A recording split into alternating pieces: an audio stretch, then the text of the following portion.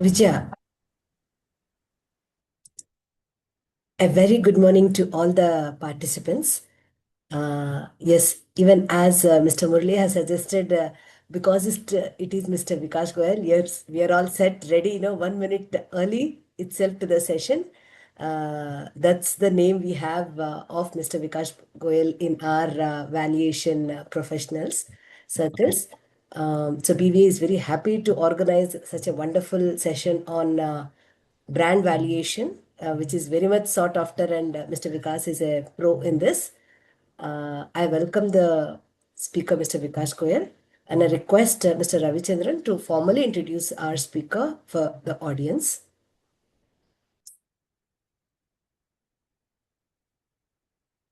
Out of the Omnifin Group is a renowned entrepreneur, valuer, and a global player specializing in valuation and talent management. A CA, CFA, MS Finance, and MBA, he is an alumni of IIM Calcutta and St. Xavier's College with rich professional experience at PwC and EY. He has authored multiple books on valuation, developed training content for global institutions, and advises hundreds of startups as well as listed companies on valuation and transaction advisory. Welcome, Mr. Vikas Goel. We would like to hear from you.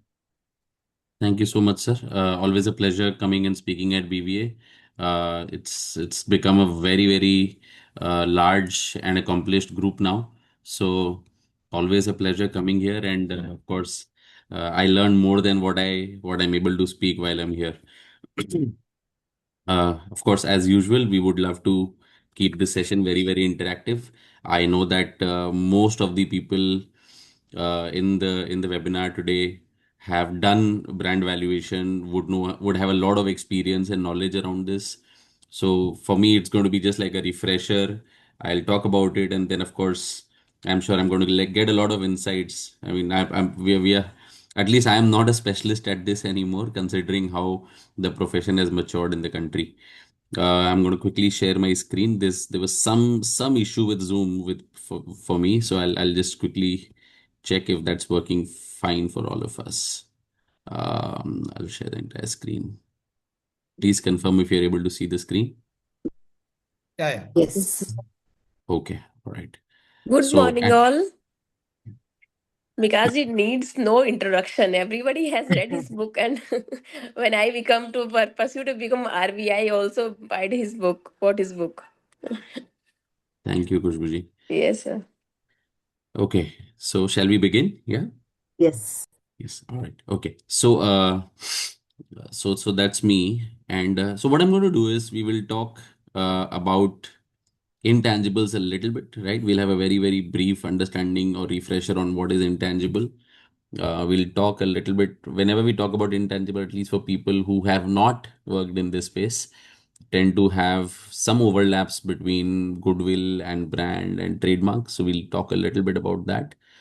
And then, of course, we'll deep dive into brand valuation and so on, right? So when we talk about intangible assets, I'm going to keep annotating. This will go on public domain, right? This video will go on public domain, is it? Yeah. Yes. Okay. Yeah. So basically, intangibles are non-monetary assets. I mean, the definition of intangible now is very well established under IAS 38 or IFRS, which talks about intangibles being identifiable non-monetary assets without any physical substance, right? And then the standard gives us a lot of recognition criteria. So it talks about whether it is transferable, whether it is so it talks a little bit about the recognition criteria, which is very important. So whenever we are doing valuation of intangibles for the purposes of financial reporting, which is most often the case, right? It's advisable that we always go back to Ind AS or the accounting standards and see whether those recognition criteria are met or not. Okay. A lot of times we come across intangibles which cannot be transferred, which do not meet the recognition criteria under the standard.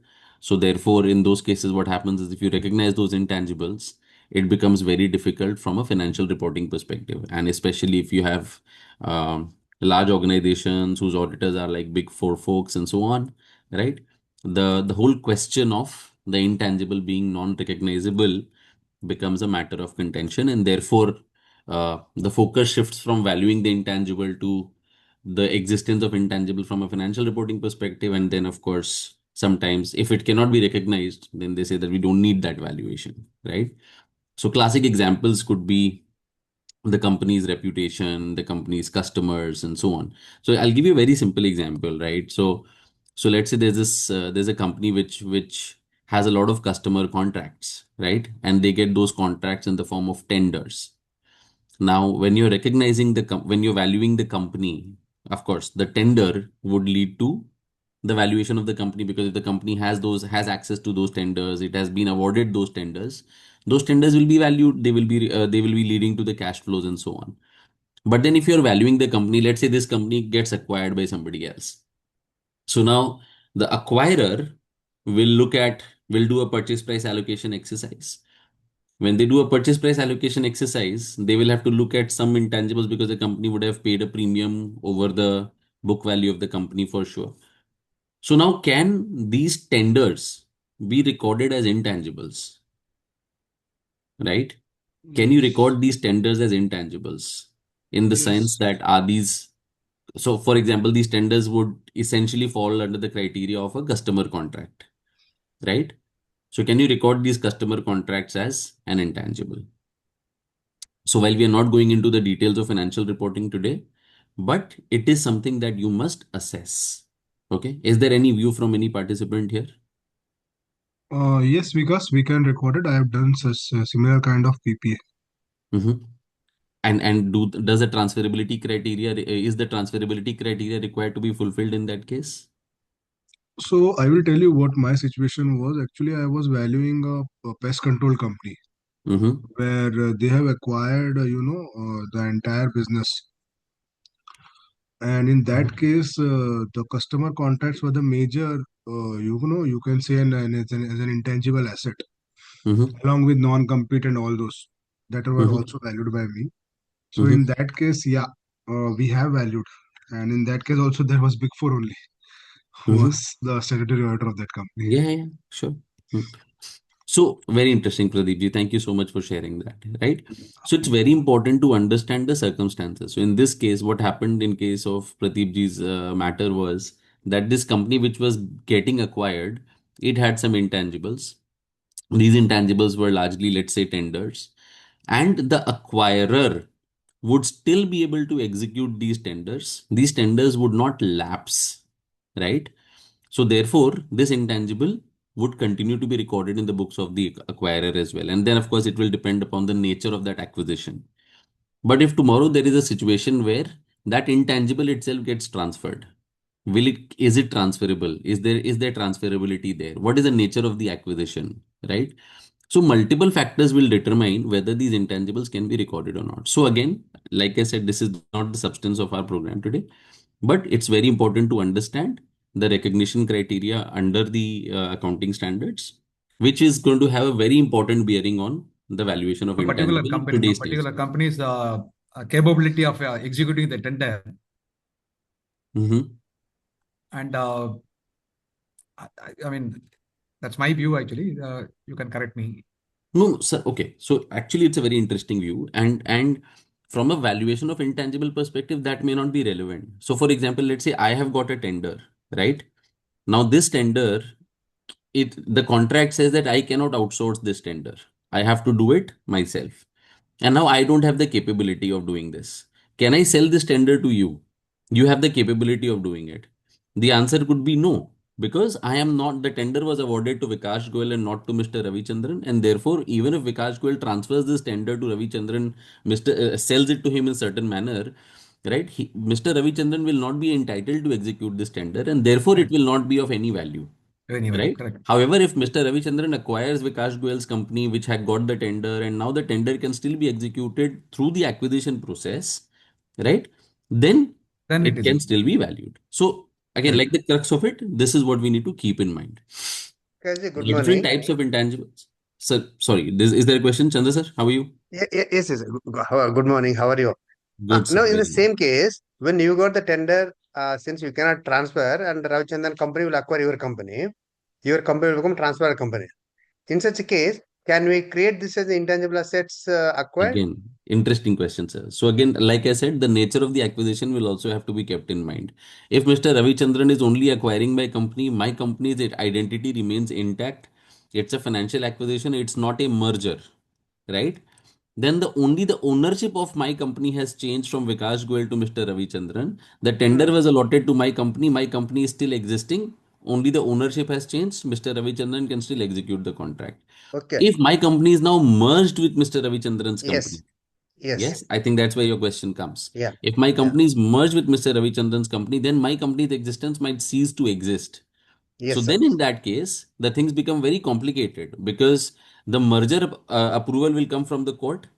The Yeah. court might have to specifically see. So here we might have to see two things. One, is the contract saying anything specifically that if the ownership of the company changes or if the company ceases to exist, whether the tender will be applicable, whether the tender will still be valid or not. So if it is saying anything specifically, we'll have to uphold that. If it is not saying anything specifically, then the merger order from the court will have to specify that all the orders that the company has received will be considered as valid, and Mr. Ravichandran's company will still be able to execute that because very likely he will be acquiring my company for this tender only, right? So the court order must specify that specifically. Otherwise, again, there could be problems with the tender being transferable. But generally, My the tender conditions will be that non-transferable, non-assignable like that. So again, that's why. So if my company is acquired by you, then it is not transferability or assignment, right? That's why I'm saying that we'll have Okay. to look at the terms, Terms, right? right. We'll have to look Correct. at the terms and the court order to ensure that it can still be executed.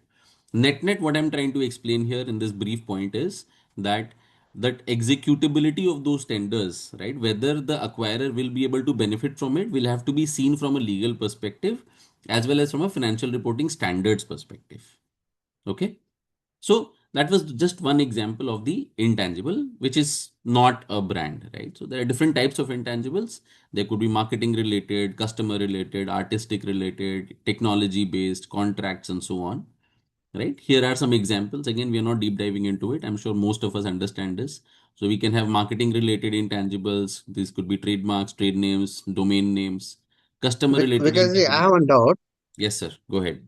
This second one, customer related intangible asset, customer list, order backlog, Yes. customer contracts. Yes. Normally, as you know, it comes in the whenever company acquires, transfer company will have all these rights, will recognize. Now, Yes. does it mean the definition of intangible asset, separability, physical substance? It cannot be separated, no? So again, sir, two things. If you so, what is the purpose of the valuation? If the purpose of valuation is for financial reporting purposes, then of course the intangibles criteria, the accounting standard criteria will have to be fulfilled, right? And then the separability criteria will come into place. Okay. But if the purpose is not for financial reporting, then it could be anything. So if you have more specific question, let me know. I'll try and address that. Yeah, thank So separability criteria is important if we are doing the valuation from a financial reporting perspective for financial reporting purposes. you. Right? Customer list is a very classic example, sir. It is one of the most commonly debated intangibles, right? But for more experienced players, by and large, it is now settled. So if I have a customer list but I can't sell it, I can't leverage it, then I will not be able to record it as an intangible, plain and simple. Okay. But the many companies in the amalgamation they recognize, whenever the company acquires, I've seen financials. Sorry, say that again, Customer sir. list, many companies, whenever there is an M&A, transferring company recognizes customer list as a part of the So intangible sir, it assets. would be recognized. No, that's the reason why it was brought in. So in most cases, you will be able to recognize it. Why would you not be able to recognize it? You will not be able to recognize it only if there is a specific contract which prevents you from using the customer list, Okay. right? So think of any B2C company, any B2C company. Think Hmm. of, let's say, a Nika. Okay. Hmm. Now, every time you go on Nika and you place an order or your family places an order, you are part of their customer list. Okay. Have you Yes. specifically told them that they should not be using your data in any other way? No. There was a terms and Hmm. conditions that you have agreed to, which might have mentioned that they might sell that data to anybody, which you haven't even seen. So they are the ones who are controlling that narrative, right? We are not, as customers, we are not controlling that narrative. So of Yeah. course they will always ensure that this customer list is monetizable and therefore recognizable, right? Sure. Thank you. Yeah. I specifically took the example of customer contracts in my previous example because there usually it would be both way, right? The customer would sort of narrate, would drive the language of the agreement, the person who's giving the tender. But in customer list, it's usually easy that it is monetizable. Okay. Next is artistic related. So again, it could be playbooks, films, music, work from non-contractual copyright protection, etc., etc.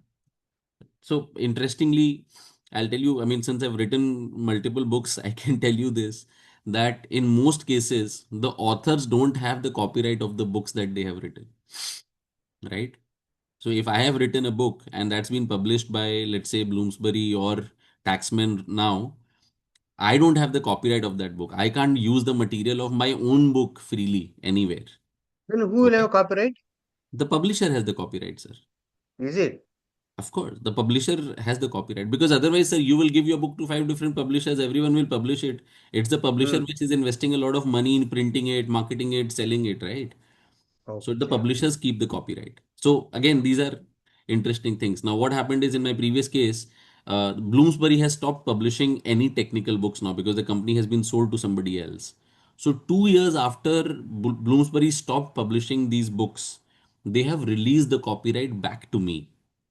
Because that was Hmm. part of the contract that we had signed in 2020, right? 5 years after the contract was initially signed, this year I got the copyrights of my own book back to me. So now I can use those chapters freely, right? And Hmm. interestingly, when Taxman wanted to publish my own book, right, they said that Bloomsbury has stopped publishing these books. Can you allow us the copyright? And Bloomsbury said no. They did not give me the copyright, even if they had not published the book in the last 2 years. So I Hmm. had to write a fresh book, ensuring that there is no copyright violation, right? And these contracts can be that important, that tricky is what I'm trying to explain here, right? So then there could be contract related, technology based. So again, there's a lot of work happening in this space. I'm sure some of us might have done it. We are doing a lot of work on technology based intangibles. This is what is driving the value of companies these days, right? So technology, patented technology, even unpatented technology has a lot of value. Databases, formula, design, software, processes, right? All of these are driving a lot of value. So I'm sure uh, probably in another session we can talk a little bit about this. Today we are focusing more on the brand valuation, but yeah, this I mean, I want you all to understand that there's a lot of professional opportunity in valuation around technology valuations, and of course the companies are getting their valuations based on this, right? It's there on the slide. I'm not going to spend too much time. Everyone knows how do we recognize goodwill, right? Can someone do a very quick recap for us so that we'll move on and spend more time on brand valuation?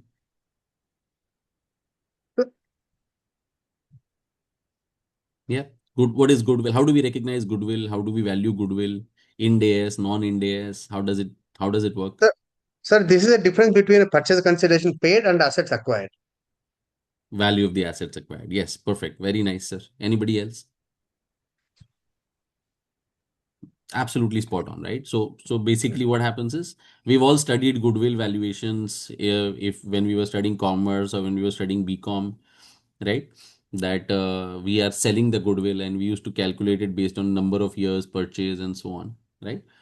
So it's any future economic benefit arising from a business, an interest in a business, or from a use of a group of assets which has not been separately recognized in another asset. And this is what the standard itself is saying, that any part of the future economic benefits coming from an entity which has not been recognized in any other asset, right? So it's the residual value of the company. So company's value minus all of the assets acquired, right? So it is a residual amount remaining after the values of all the identifiable, tangible, intangible, and monetary assets adjusted for actual or potential liabilities have been deducted from the value of a business. Okay. Anyone has any question on this part? I just have a couple of slides, but yeah, any question? Does anyone understand what is goodwill, or do you have a different view of goodwill? Because see, again, this view or this definition comes from Ind AS or IFRS, right?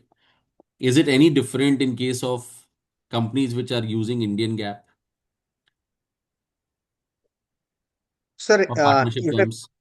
Yes. if permit me, goodwill in Please. case of I gave AS14 says we have to amortize over a period of 5 years. Mm-hmm. In case of Ind AS, we need to go for impairment every year. That is for books of accounts. Yes. For income tax in both the cases from 2021 onwards, it is not permitted to be amortized. And Yes. Ind AS, I think to minimize the goodwill, the companies will recognize the intangible assets. Correct. Yeah, Absolutely right. either my understanding correct, sir? Your understanding is absolutely correct, sir. No problem at all. Right. Honestly, I have failed to comprehend why the government removed the amortization benefit or the tax benefit on amortization of goodwill. Right. I'm sure it would have found some lapses in governance in amongst various companies. That's why it sort of removed it. I think a lot of companies were trying to use goodwill as a way to save taxes, right? By acquiring group companies at high values and so on and so forth. But yeah, you're right. And since 2020, 2021, we are seeing that companies are not recognizing goodwill as well, as much. But I think the best part has been that it has led to a lot of awareness of the other intangibles, which is a good thing in a way. Yes, correct, sir. Just a question. Yes, sir. In my school and BCom days, we studied about super profits, normal profits, and the super profits which you multiply.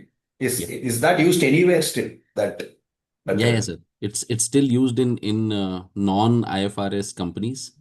Here you go, sir. It's there on the slide in front of you, right? We still use it. But again, it is used more for assessment purposes. We cannot use it for reporting purposes anymore. So I think earlier, sir, what used to happen, think about it, that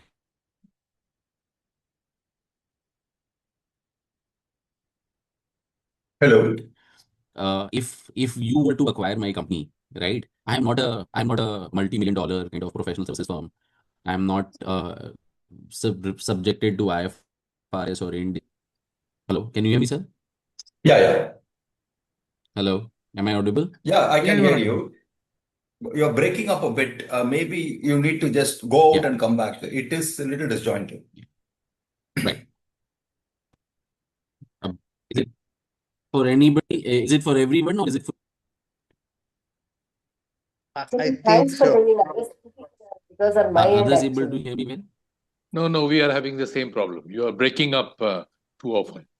Yeah, your video is also kept in one place. It's not moving. Okay.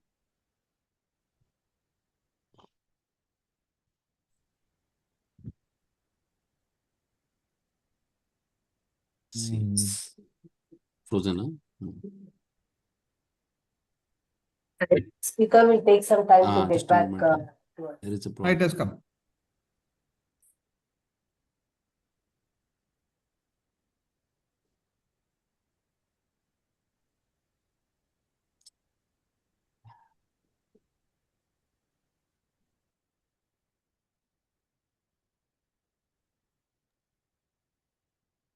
Trying to make some announcements on Bangalore Values Association. Yesterday, we had a book reading session. The book was written by Mr. Ashwath Damodaran, Professor Ashwath Damodaran. The topic is Valuation of Investments. It's a wonderful book. If anyone wants to join, please reach out to the admin. We just read the introductory 3 chapters out of 35 How was the chapter book. session, ma'am? Actually, I couldn't It went attend on. that. Yeah, ma'am. Is it Pushpu's idea to start any reading better this at the book. moment? I think he's back. Yeah. Still does?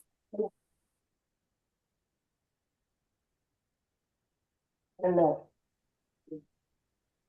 Yes, Pushpu, it was indeed a very nice session. So for those of you who want to join, since already 3 chapters were read, you can take the recording and have an understanding of the yesterday's session. Mr. Ravichandran, would you like to talk about the Trishul event? Yeah, sure, sir. Very nice and interesting, and people shared their personal experiences, and that was the best thing actually. What are the issues they faced and how they solved those issues actually. So those things are really wonderful, and it's very nice. I mean, though there are 35 chapters, we will take some time. Even if we cover 3 chapters on one session, actually, we'll go in depth and learn. Certainly, it was very interesting.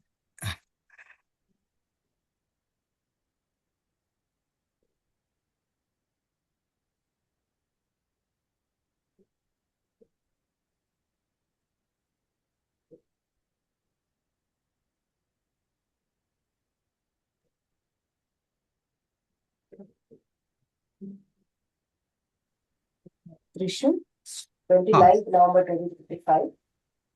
Organized along in association with ICMEI, ICSI, and ICI, ICSI, ICMEI all.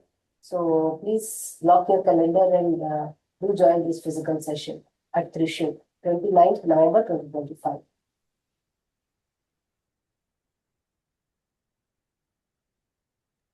Meanwhile, anyone would like to share your intangible valuation experience, brand, goodwill, or any such intangible valuations? Yeah, I think Rajeshwaram can add until Vikash joins. Rajeshwaram? He is not there. Oh, I would Shilpa, like to. Shilpa? Go ahead, Chandrasekhar. Please go. Okay. I'm driving car. Sure. Okay. Okay. What you want me Sure. to add? No. The Vikash is rejoining. So meanwhile, we have some gaps. So can we talk? No problem. We'll discuss. Shilpa ji. Go ahead, Chandrasekhar. So I think this goodwill calculation, what he's saying, no, it is very important, especially for India's companies. Most of the companies' purchase consideration paid is more than the net assets acquired. So the differential amount, if it will become a goodwill initially. To minimize the goodwill, what the people will do is they will identify, as I said very clearly, lot of intangible assets, customer list, order backlog, assembled workforce. So that's the reason I think a lot of importance is given.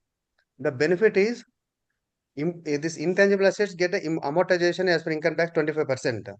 So if the company is paying 100 crores for as a goodwill in a big acquisition, 100 crores will not get income tax benefit. Most of the company, what they do is this 100 crores, some portion they recognize the customer contract, assembled workforce. This will get income tax benefit. The mute question why they justify is why anybody will pay for a goodwill. Goodwill means it is an inherent intangible assets. Since we are unable to identify to recognize the books, then we are paid. So definitely that is has to be recognized. That they will classify as an various assets. So for India's companies, there is a huge opportunity for valuers. We have to pitch in, advise the management how best we can identify. So it is a good time that our BBA last week also we had in Bangalore one session on intangible assets. Now also we are having a lot of awareness is getting created. I think. Sir, I have a basic question. Am I audible? Yes, madam. Yes, sir. See, when the now this Ind AS is applicable to which companies? And another thing is when the acquisition happens amongst these companies, whether this goodwill and apart from goodwill, all other intangible assets are also getting recorded in the new balance sheet of the merged company. And if it is recorded, then how it is recorded? It is only through valuation, and from that point of view, you are telling that valuers have got a good profession. Yes. Okay. First of all, three questions. So, three questions. Can you repeat the Sheetal? Yeah.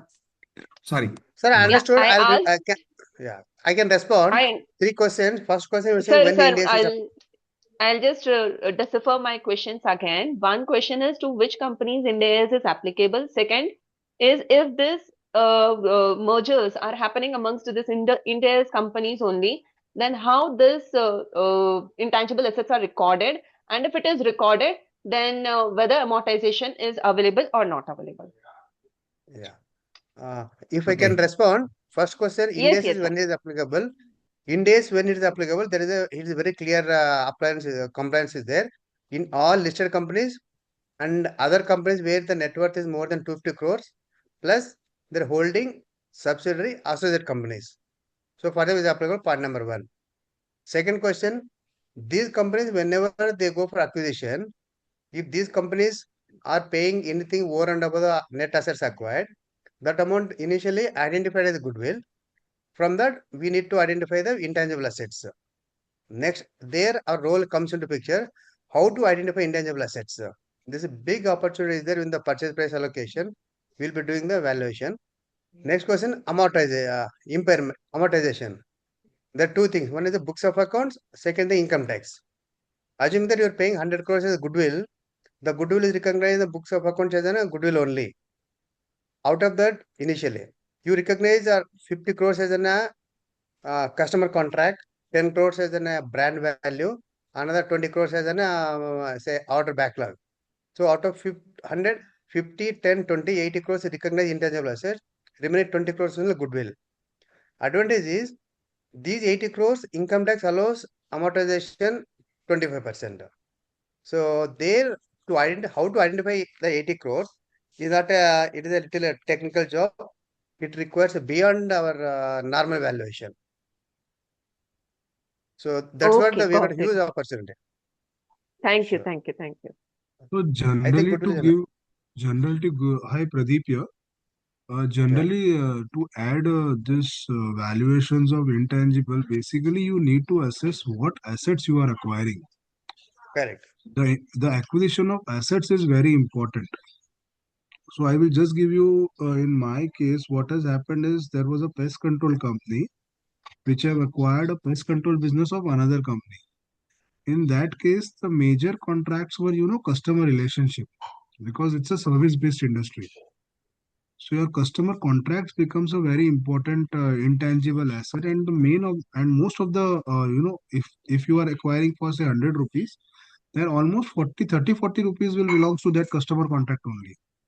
And whenever you are buying those customer contracts, you need to see the contracts as well so as to value non-compete because because the company who is selling its business they can't do similar business for a period of 3 or 5 years that would have written in that agreement also. And, and that is there and that is there in all the agreements. So you need to actually you know go into the due diligence of each and every agreement before entering, and thereafter we have valued non-compete, we have valued workforce is an important criteria because most of the employees would be there who will also be getting acquired or transferred by that the selling company to the acquirer company. So it's become very important for you to assess each and every intangible asset, and the residual part goes to your this goodwill. So that is very important. And when you are dealing with the big four, if the statutory auditor is the big four, then you will have to be very much careful while doing PPA. And one more important aspect is WAC, VARA, and IRR should be in the range of 1%. Sorry, can you please repeat, Pradeep, the last one? Sir, WAC, weighted average cost of capital. Correct. VARA, Second right, is back VARA. VARA, weighted average return on assets, and IRR. All these three combined has to be in the range of 1%. The difference cannot be more than 1%. Okay. Thank you so much. My sincere apologies. This is very embarrassing to have this kind of slack. Take. Yes, Vikash. Mr. Vikas has joined, and Mr. Vikas is there. Yeah, Vikash, you can continue. I was just sharing my experience on PPA. Mr. Vikas? Yes, sir. I think again he has some trouble. Again, I think Ravichandran sir, you can call him. I think he has got some. He has to restart his system, something like that. Now it is coming. Let's see. Yeah. But we can see him. He's in the participant list. Yeah. Some technical issue, I think. He has some technical. No problem. Let him join. Pradeep, you were saying that difference should not be more than 1%. What is there a difference between WAC and VARA? Is it? So generally what happens, it's a basically a business practice or a, you can say a practice whereby it states that because when we are dealing with big fours who are the statutory auditors of the company, and there is a perception that there cannot be a difference of more than 1%. If you would remember, we had a session around 3 to 4 days back, 3 to 4 session back, when we were doing when there were sessions on intangible. They also classified that the difference can more than 1%. It's a standard practice when you are dealing. Yeah.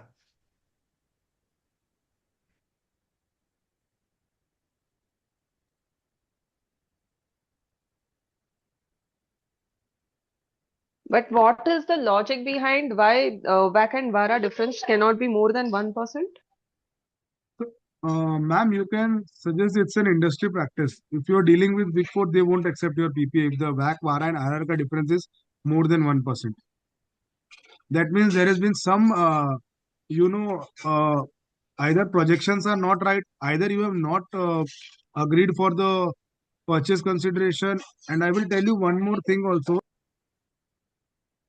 If your purchase consideration is say 100 rupees, and if you are paying that purchase consideration, say by way of a loan or by way of a self by way of within the company's internal accrual, there also needs to be discounting. That also needs to be discounted, and your CPs become more important in that to the agreement. Okay.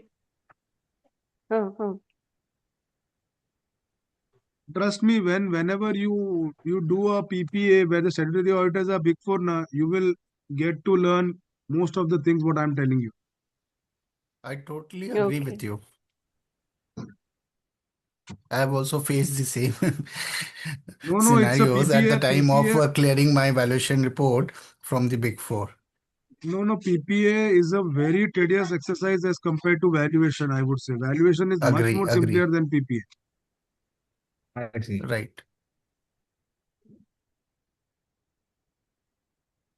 He's just coming back. His PPT is not working, so he's sending the PPT to Vijay Lakshmi so she can change. Okay.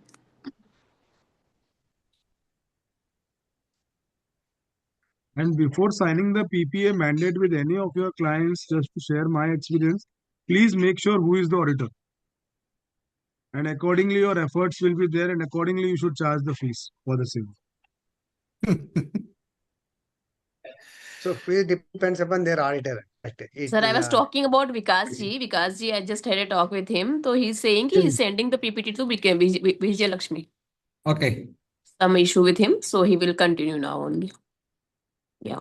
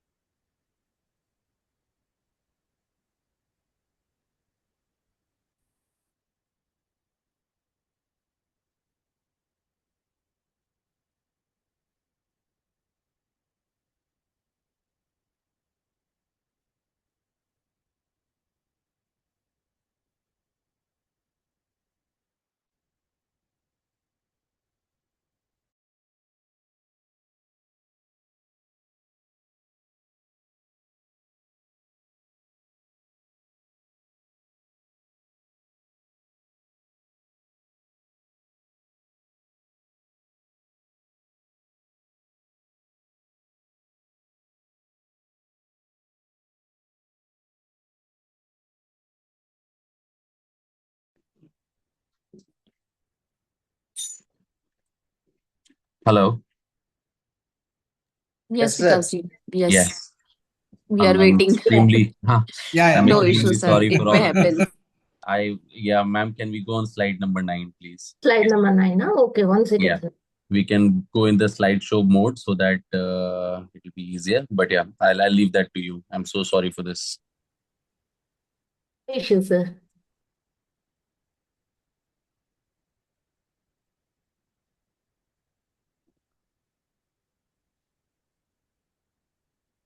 Sir, it is not moving, sir. Ma'am, Just you a need minute. you click on enable editing. I think that's when Enable it will move. editing.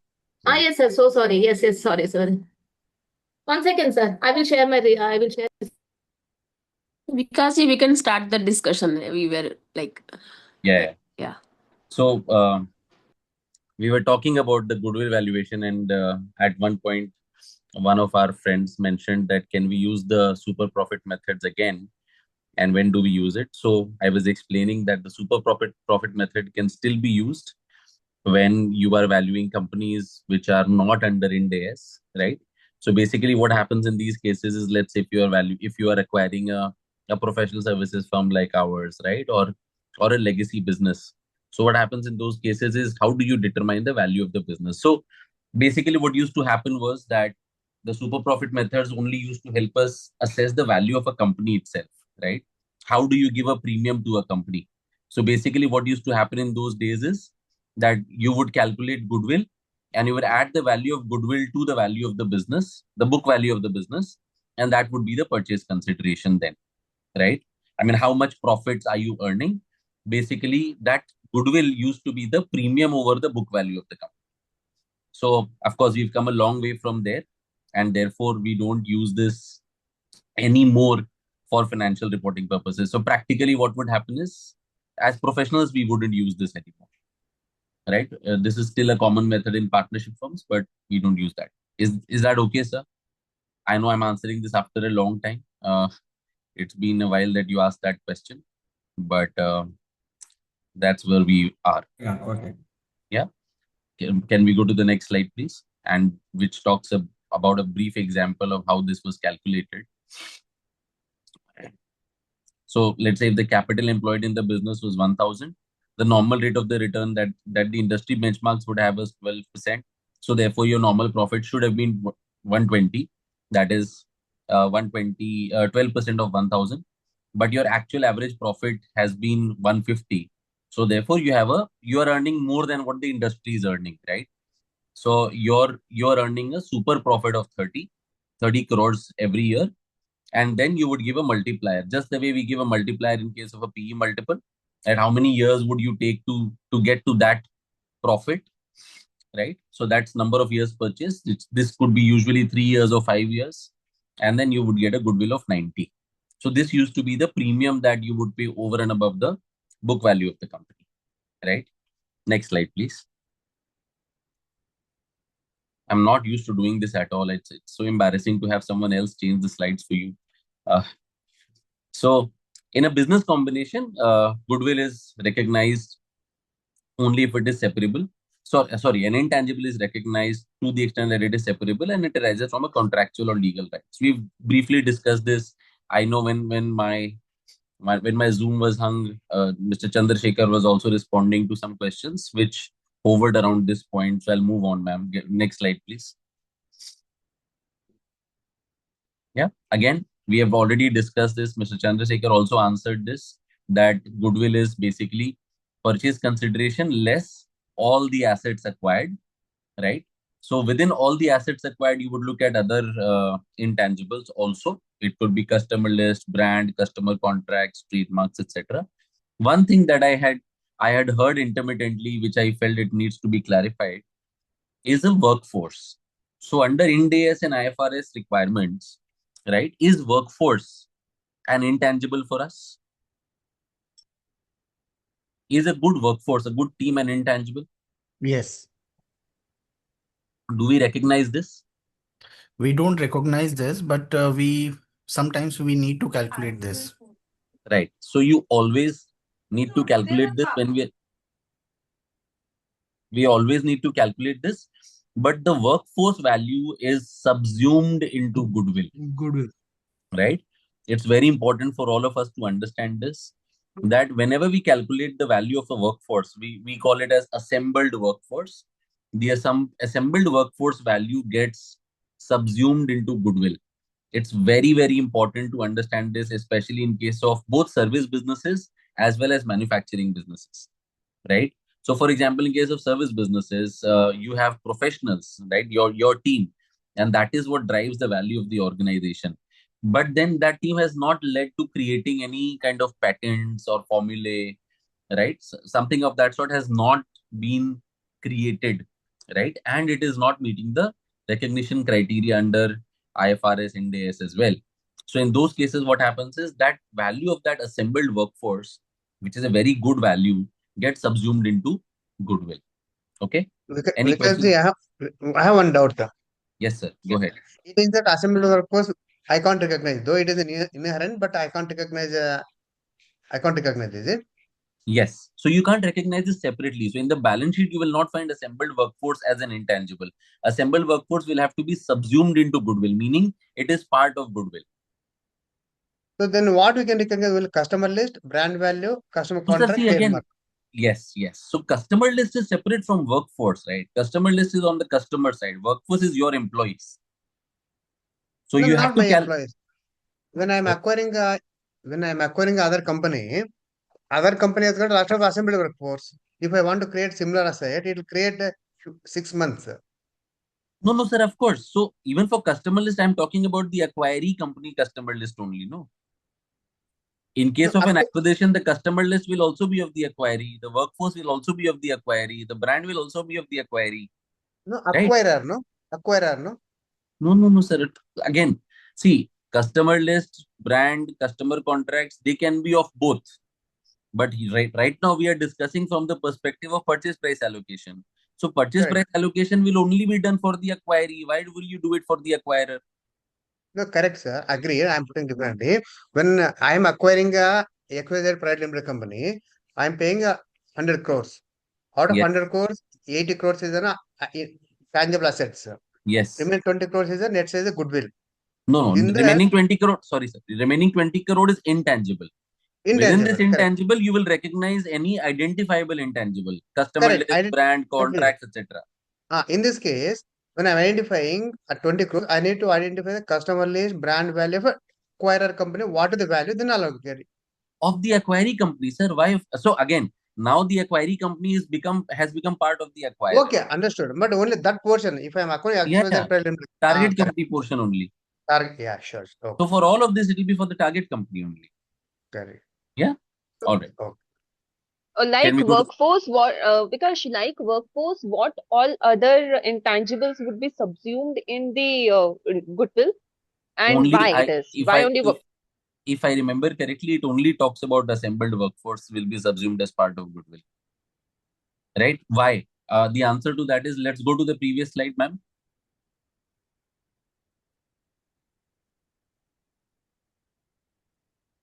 Yeah. So see, when we talk about any other intangible, right? Those intangibles have a very definite contractual right for the owner of that intangible. Yes or no?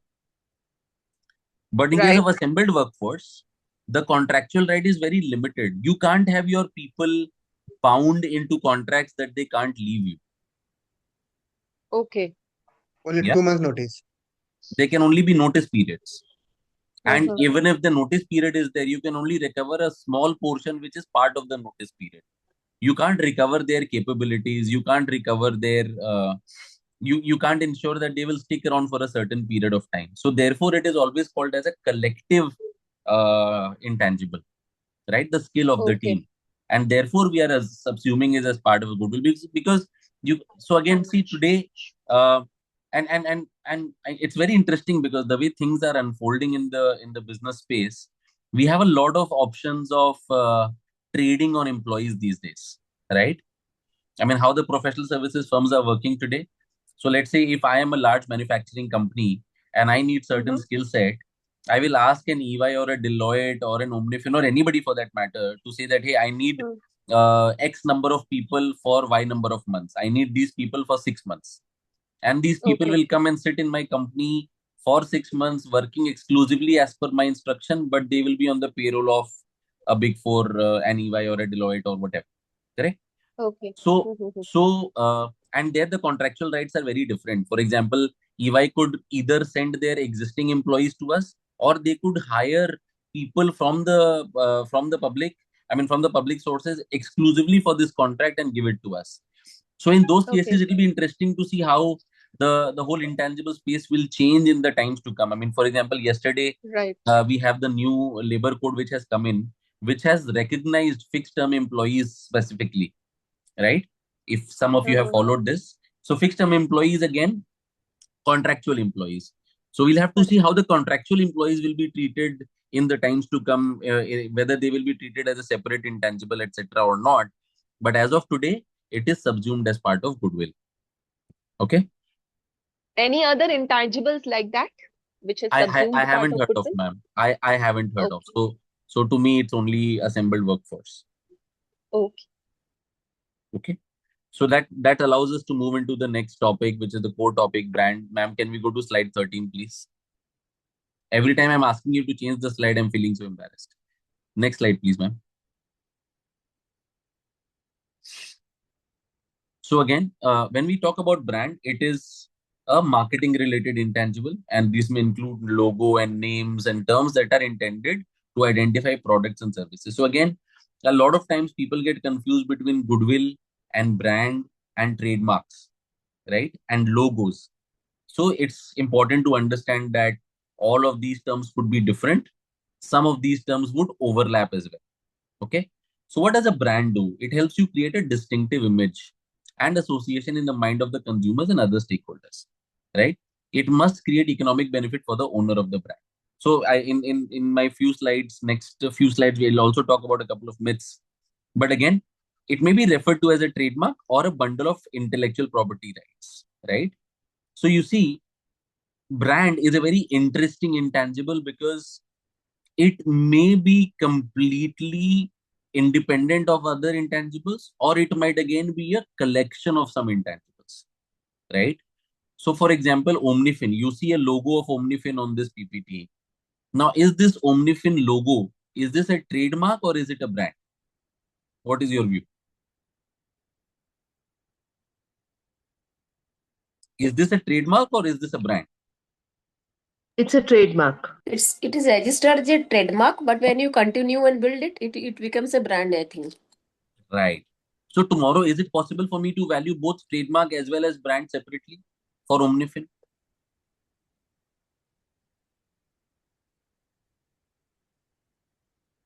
Yes, you could do that. I could do that.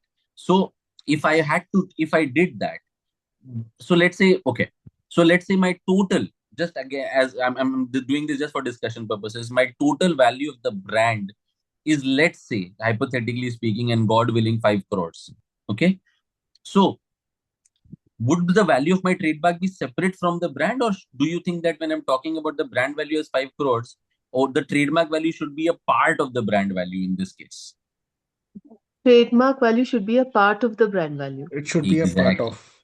Yes. And we all must understand this very well, because there have been multiple interactions within the fraternity where people have thought of valuing the trademark separately, brand separately, right? Now, on the other hand, let's say Omnifin was just born. It was just born. Today, it is a 25-year-old brand, or we've been operating for the last 8-9 years when we really picked up the activity. But let's say Omnifin was born yesterday, like literally in November 25, but it still had the trademark, right? Would I have a brand value? No, No, it is only a No. trademark value. it's Then only it a is only a trademark. trademark. And what would be the indicative value of the trademark in that case? Whatever is the cost that is incurred for, Give me any rough number. You're right. Give me any rough number. maybe a lakh or Lakh or 2 lakh. Arey, sir, 25,000 rupees, 30,000 rupees. You get a trademark for that, Oh, right? yeah, but little bit of intellectual, Prob- whatever, some yeah, design. probably, yeah. We are in the range, right? So again, only because I acha 2 lakh rupees mil jayega. That's why I thought that okay, 2 lakhs. But yeah, it would be in some thousands, right? Or maybe a very, very nominal amount. But again, if my brand value was 5 crore rupees in my just the example that I had taken, would the company value be more than 5 crore, less than 5 crore, or 5 crore only? More than 5 crores. More than 5 crore. Clearly more than 5 crores. Correct? So these connections, these interrelations have to be very well understood. And finally, you see two blocks at the end. There is a company and there is a product. I could have a company brand and I could have a product brand. Company brand example would be ITC, Tata, right? Reliance, Birlas, Ambani's, etc. Product brand would be Ashirwad Atta or a Hajmola or a Fruity or a Savlon or a whatever, right? You see a lot of these products, the FMCG products around.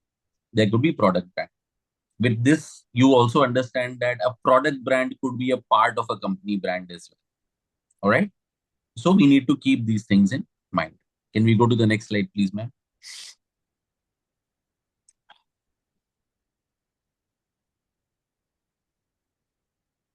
Yes. Because a little escape, what is the difference between a brand and trademark? Sir, again, trademark is only the legal right to use that name or that word mark. Brand is the entire commercial utility of that same, of the same trademark. Okay, now Tata trademark, TATA is registered. Is it a Yes. trademark or brand? So TATA, the way it is registered, it is a trademark. But like we just discussed, right, that trademark is now part of a much bigger brand. So you think of startups, the easiest way to look at it is the startups, sir, right? So when the startups register their trademark, they are saying that, hey, I have got this brand name now, I've got this trademark now, correct? But then this trademark has not generated any value for the company yet. So therefore, you would only value the trademark and done. But on the other hand, if that trademark has led to the creation of a lot of commercial value, right, has created some price premium, has created some super normal profits, then that trademark ceases to be a trademark only and takes the shape of a brand. We call it a trade name also. So you would not value trademark and brand separately. I mean, they are part of the same thing effectively. Correct. Valuing them distinctly would very likely lead to an overvalue of the same thing. Because without the trademark, the brand will not work in that case, right? Yes or no? Without the trademark, the brand will not work in that case.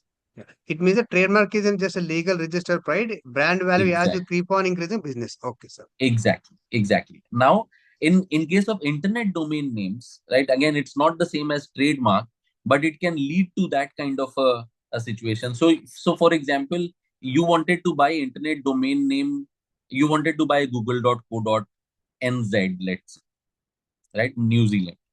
Now, very likely you will not get that domain name also because Google would have already registered that trademark. What you are doing is an internet domain name. They are not the same, but you might still not get it. If you get it, then that internet domain name could be very valuable. In fact, there is a very interesting thing that I heard recently. That was Tesla. So Tesla, because it was registered in the US, right, and initially had no operations in China. When Tesla entered China, it was not able to operate in China for a very long time because there was another company which was registered in the name of Tesla in China and had trademarked that name. So that is where a trademark value could be very different from a brand value in case of litigations, right? Because here there is no concept of a brand. Tesla is a much bigger brand, there's no doubt about it. But when Tesla is entering the Chinese market, right, it cannot use Tesla as a name because in China, somebody else has registered Tesla as a name, and that's a trademark in China. Yeah. Got it, sir. Thank you. So, and in fact, I don't know, is somebody a CFA here, Indian CFA? There was a long legal battle that was fought between ICFI and CFA Institute in India. And this was late Yes. 2000, 2008, 9, 10, right? Because CFA Institute was a registered trademark in the US and Canada. And ICFA University had started the CFA charter in India, right? And there were thousands of us. In fact, I am an Indian CFA charter holder. Right? Thousands of us had pursued that course, had become CFAs. But then Yes, later, when the CFA Institute started operating in India, initially it could not operate in India. You correct. know why? Because CFA Institute, because it had a trademark, it initially prevented CFA. If I had a trademark in India, it prevented CFA Institute to enter into India.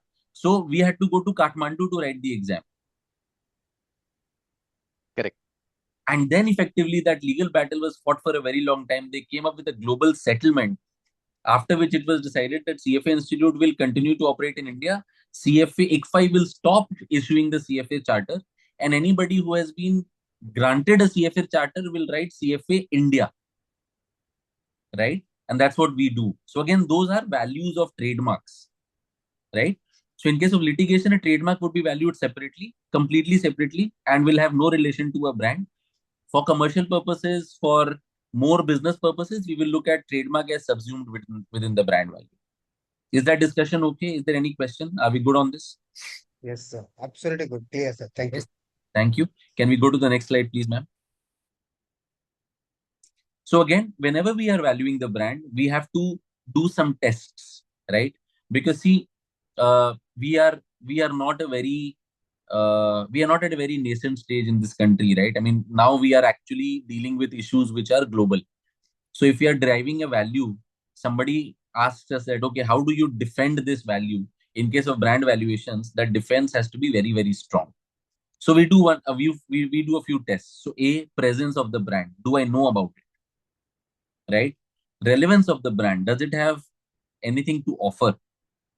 Right? What does it sell? So I know about a name, but I don't know what it does. Second, I know about the name and it does this kind of a service. Third, does it deliver? Right? Is the service being delivered appropriately? Do you like the service? Do you like the product? Is it offering some sort of a value? So these three are standard. These are basic things for any organization.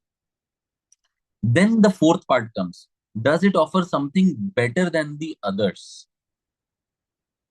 And fifth part is nothing else beats it. Right? These are the steps that we must see. I mean, I think the classic way of looking at a brand value is by recalling the FMCG advertisements. I have said this in the past in some other program also. Just try to recall the FMCG advertisement.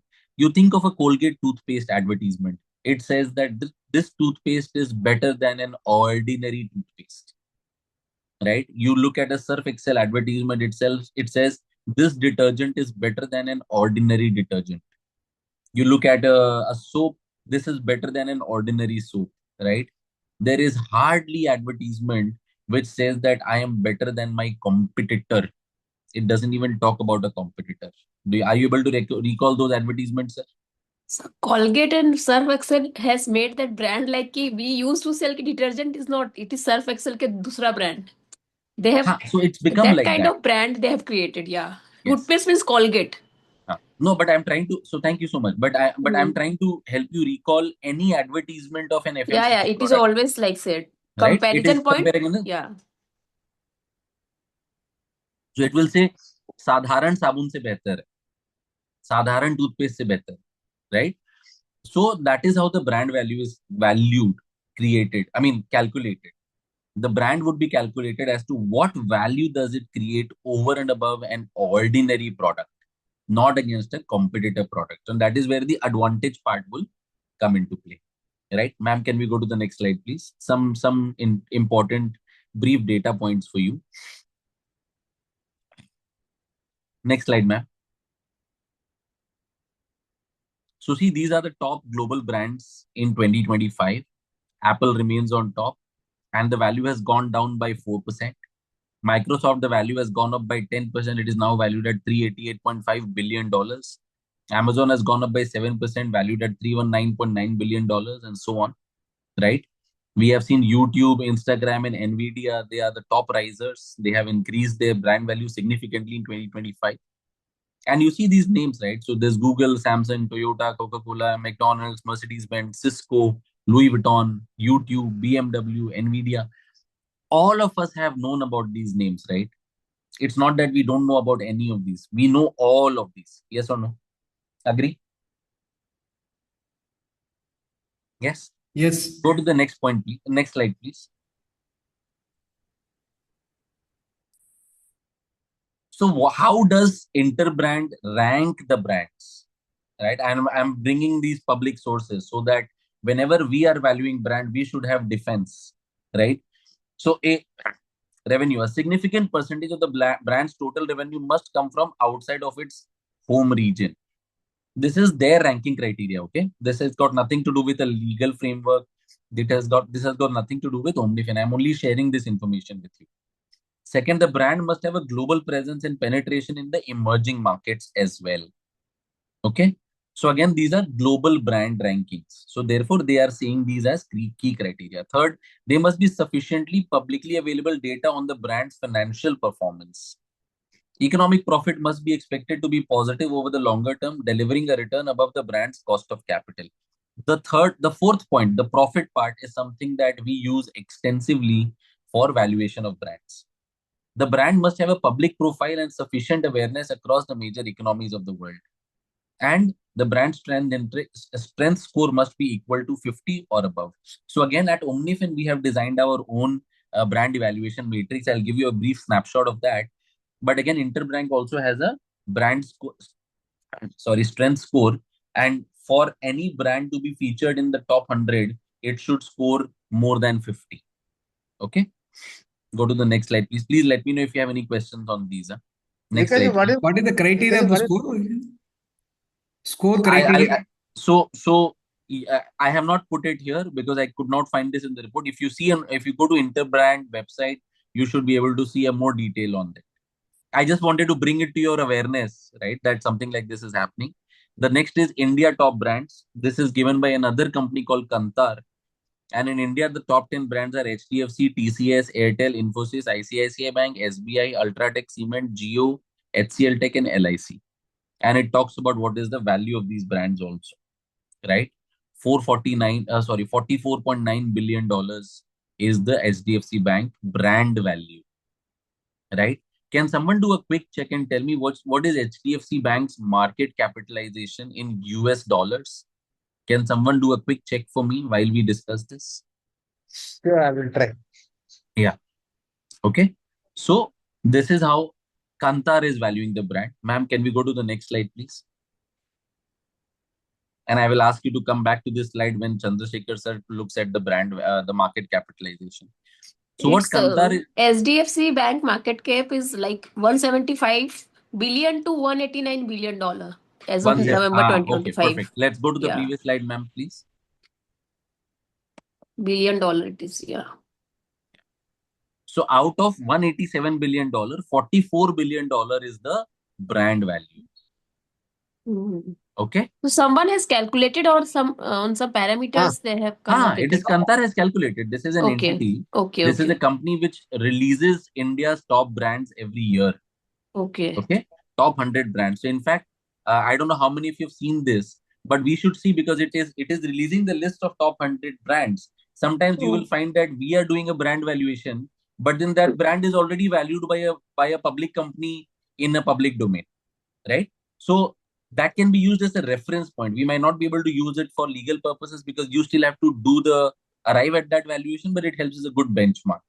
The other thing that what we are doing internally is that we are using some of these and we are trying to calculate a proportion. So it will be interesting, right? That for all the 100 brands, as long as they are listed, we see what is the brand value as a proportion of the market cap. Interesting, no? Yes, sir. It'll help us create a good benchmark that okay, on an average for these kind of companies, this is the brand value is a percentage of X percentage of their market value. So it will help us defend our valuations better. Yes or no? Yeah. Yes, sir. Because So I sometimes we have end Yeah. up doing anything and everything around valuation. Next slide, ma'am. Yes, sir. Please go ahead. so I have a conceptual clarity. So this brand is an intangible asset. Yes. This is recognized only whenever there is an acquisition or acquisition. No, So sir. No. Sorry, sir. uh, No. Brand values we are doing for a lot of commercial purposes also. A lot can I of create? commercial purposes. No, Sir, can you I want create? a royalty? You want to start franchisee business. You want some royalty, right? So brand value from a legal perspective, right, is usually done only when you are acquiring the company. But sir, brands to trade bhi ho rahe hain. The brands are getting traded on its own. You don't have to sell a company to sell a brand. Okay. Got it, sir. Brand Yeah. can be sold. Think of Yeah. all the pharmaceutical companies, think of all the FMCG companies. They are only acquiring brand, not the company, Okay. right? So, and Vic- brand valuation is a very, very, very prevalent, common exercise, much more than M&A exercises. Yes, Khushbu ji. Vikash, myself Sheetal, Hi, Sheetal. I also wanted to know if Kantar also has given any kind of classifications or how they value It's this on the top screen in brands. front of you. Okay, this Let's is let's how they try. do this. So So it is Vikas, talking. Yes, yeah. ma'am. Go ahead. One connected question, sir. So the thing is, you just told me that it is not important to sell a company. It is okay to, there a lot of trading happens in the brands. So is it just a brand transfer agreement that gets into, or is there what are the other legal formalities for selling a brand? Brand transfer agreement, ma'am. So again, see, uh, not an easy answer, but I'll tell you, it depends on what the acquirer needs and what the acquiree needs. Okay. For example, let's say I am an FMCG company. Okay. And I am already manufacturing detergents. So if I want to acquire, let's say, Surf Excel, I can go to the company and say, hey, I will acquire your brand. So with the brand, I will only get the right to use your name. I am not acquiring your facility. I am not taking control of your employees, etc., etc. Just give me the formula and the brand. Period. I Similarly, can can do I that. say that Ashirvad brand is a known? Can we take a saying that we're manufacturing auto? I'll use a brand name as Ashirvad. So can I acquire the brand? Start trading. Is it Yeah, permitted? This is yeah, thing. yeah, absolutely. And just an agreement. Think of all the apparel companies, ma'am. Right? All the apparel companies. What has happened?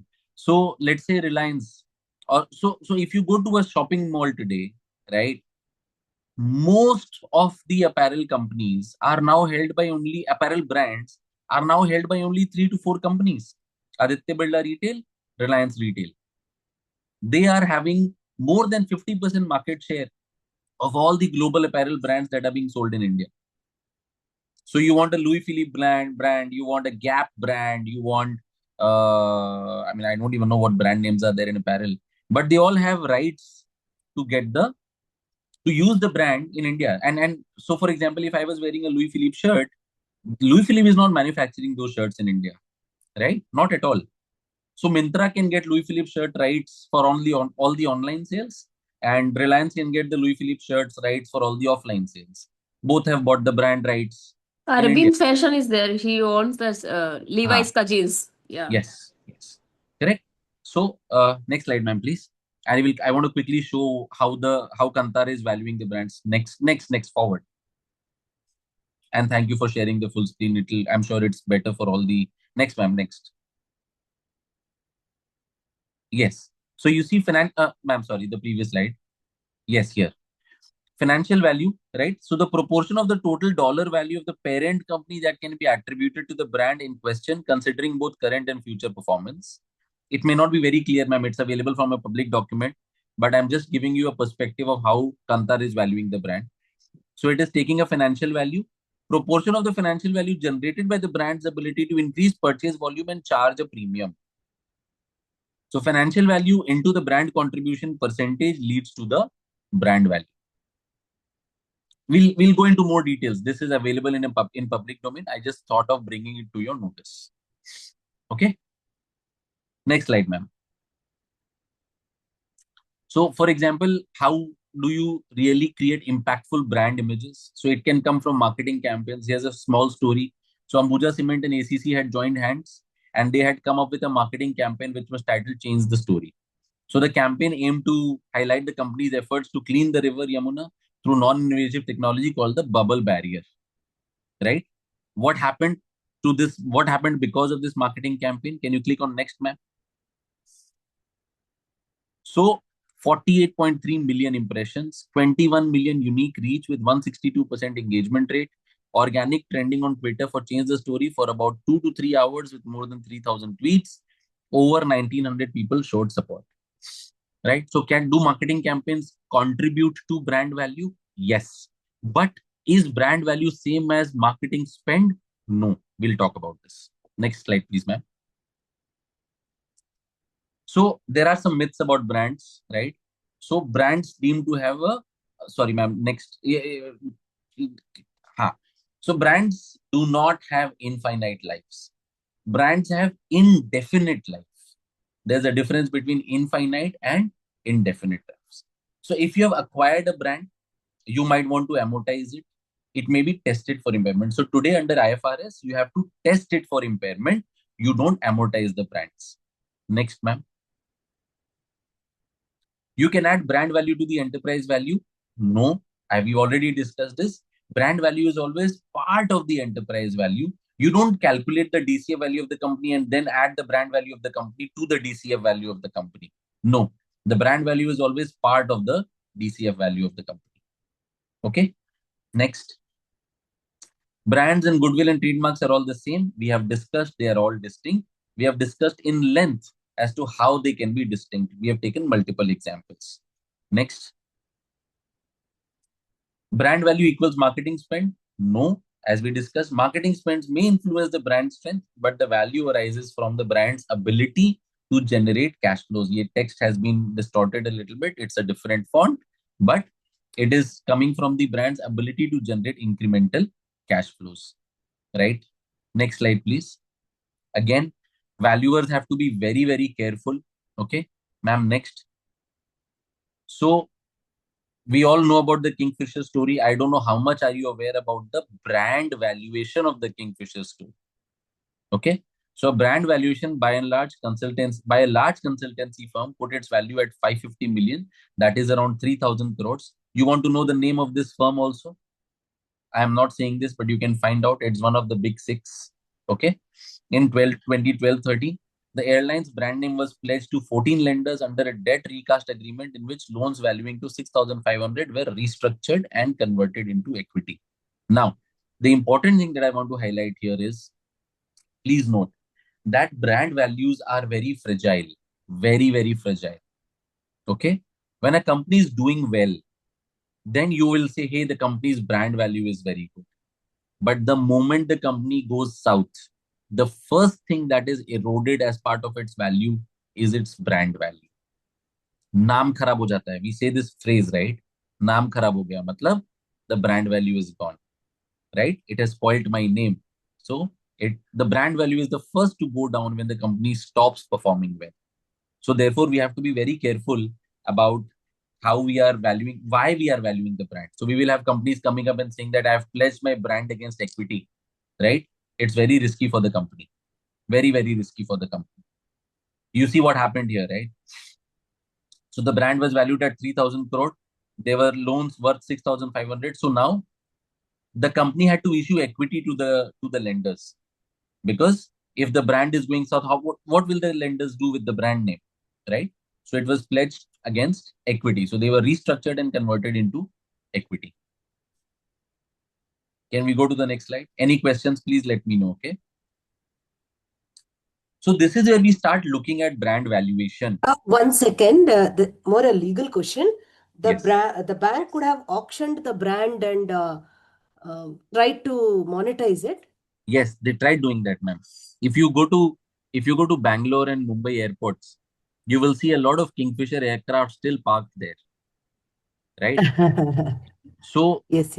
So if it is too early, right? I mean, if it's early days, if the brand, so one is the brand has not performed, and the second is the brand has become tainted. These are two different things. So somebody should be willing to buy that brand, right? Somebody should be willing to buy that brand. So nobody was a taker. So in today's times, there's a lot of companies which are going in for insolvency. The lenders try to sell the brand that, hey, I want to assess the value of the brand also.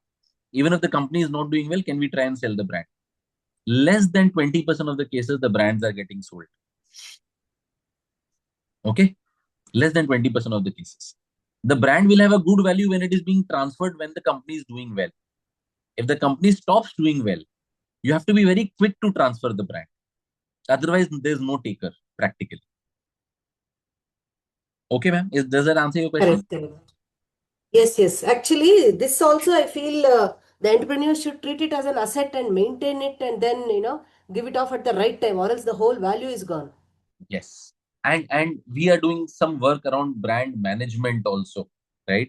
How the companies should tactically, strategically manage their brand names, right? So we are doing some consulting around that, especially for companies which are going in for IPO. But again, you have to. It's very tricky. It's very tricky to say the least. Okay. So next we That's have very impact of nice, brand. interesting. Thank you. Impact of brand on the stakeholders. Now, when we start valuing the brand, how do you start quantifying the numbers? So we say that what is the impact of this brand on the employees? Is the brand able to attract, retain, and motivate the people? Okay. So, for example, I wanted to hire valuation professionals and PwC wanted to hire valuation professionals. Even if I'm offering the same salary, very likely the guys will go to PwC, right? Even if I'm hiring the same offering the same salary, the person will say that, hey, if I'm getting the same salary, I would rather go to PwC rather than joining Omnifin. Yes or no? Because PwC is a 150-year-old brand, Omnifin is a 10-year-old brand. So therefore, there's always going to be a difference in the way Omnifin is perceived against PwC. So PwC is able to attract, retain, and motivate talent because of its brand. Second is customers. They influence customer choice. They create loyalty and encourage purchase behavior in their favor, right? What does this mean? So again, a brand is not a brand if it is not able to influence the customer choice. So again, if you are going into a grocery store, you find two products offering the similar value, but one is of a better name than the other, which one would you choose? Yeah. So you will always choose the the product which is offered by a better brand. Correct? So it has the ability to influence the customer choices. Third is investor. The brand must be able to lower the cost of financing, both equity and debt. So if I'm a good brand, I will be able to attract good investors. And my credit rating would also be lower. Now here, the third part, the investor part, automatically captures the financial part as well. What do you mean by that? Let's understand this. We are saying that the brand should be able to lower the cost of financing, which is the cost of equity as well as cost of debt. How would the cost of debt be lowered? The cost of debt would be lowered only if you have a better credit rating. There is no other way your cost of debt is going to go down. Your better credit rating will only come from the better financial performance. Yes or no? Are we all together? Are we all together? Yes, Yes. yes. Yes. So therefore, we must be able to assess this. And if you are doing a brand valuation exercise, your report must talk about these things. Okay? Your report must mention that this is the impact that you have seen of brand value on companies. Next slide, please, ma'am. Okay. Ma'am, can you do something for me, please? Please escape. Okay, let's skip this. If you press the escape button, ma'am, can you press the Okay. escape button? There is a slide which is hidden. I want you to take a look at that slide, please.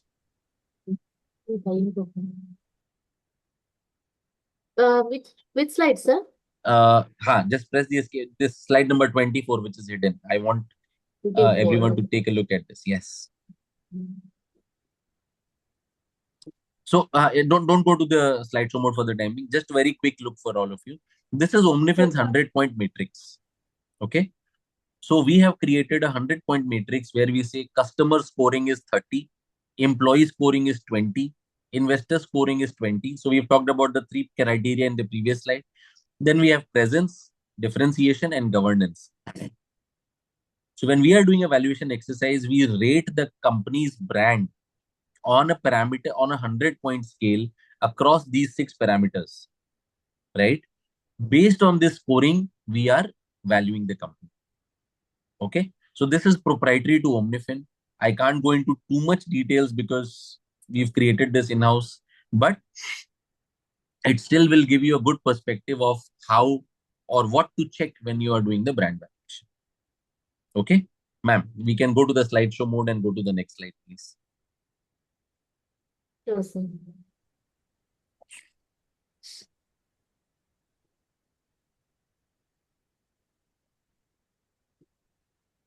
Yes. So now quickly getting into some of the methods of valuation. I think we have half an hour. We should be able to cover it within this time, right? These are mechanical methods. It doesn't require a very in-depth understanding. So if you are doing this exercise, you will have to read about these methods anyway. I'm going to give you a high-level overview. So excess earning method, one of the methods of valuation of brand says that a brand should be able to drive excess profits to the entity. Okay. How would you get this excess profits? So what you do is you try to calculate the revenues attributable to the subject intangible asset, in this case brand. You reduce the expenses and adjustments. You get earnings before interest and tax. You reduce the taxes.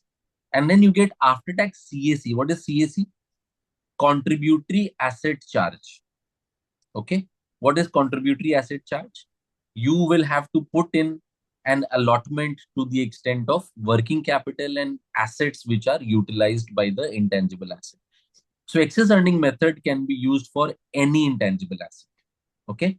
So if you're valuing a technology, if you're valuing a brand, if you're valuing any intangible for that matter, you can calculate the excess earning. You can calculate using the excess earning method. Okay. I'll talk a little bit about the contributory asset charge. Can we go to the next slide, please?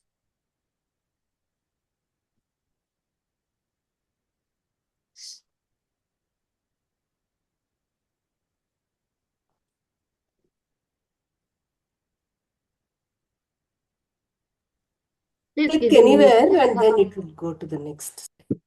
Just click. Yes. Okay. Sir, okay?